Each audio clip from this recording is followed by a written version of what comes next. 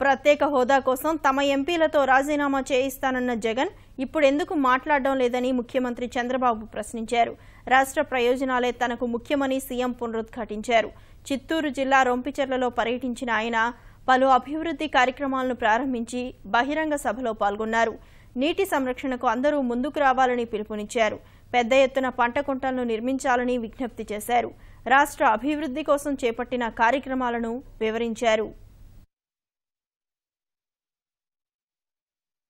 తిరుపతిని బాగా అభివృద్ధి చేశాం.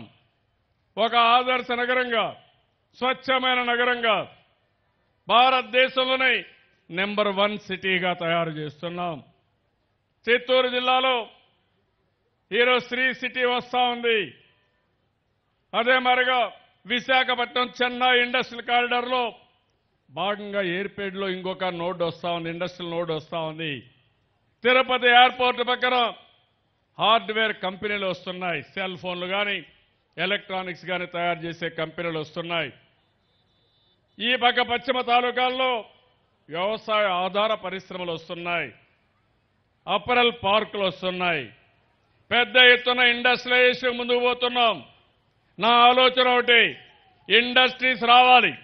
మన పిల్లలకు బెంగళూరుకో, చెన్నైకో, అమెరికాకు పోయే పని లేకుండా ఇక్కడే ఉద్యోగ అవకాశాలు కల్పించాలనేది నా ఆలోచన. దానికి అనుగుణంగానే ముందుకు పోతున్నాం. ఆ విషయం కూడా మీరు గుర్తుపెట్టుకోవాల్సిన అవసరం ఉంది. ప్రత్యేక హోదా పైన నేను రాజీ పడ్డానన్నారు. నేను ప్రత్యేక హోదా పైన రాజీ పడలేదు. రాష్ట్ర ప్రయోజనాలపైన రాజీ పడ్డాను.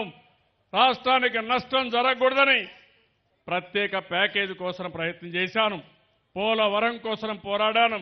రాష్ట్ర అభివృద్ధి కోసం నేను అన్ని విధాల ప్రయత్నం చేసి ప్యాకేజ్ తీసుకొస్తే నేను తప్పు చేశామని చెప్పిన పెద్ద మనుషులు ఈరోజు ప్రత్యేక హోదా పేరుతో రాజకీయం చేసి బెయిల్ కోసం ఇప్పుడు సరెండర్ అయ్యే పరిస్థితికి వచ్చారు కేసుల కోసం.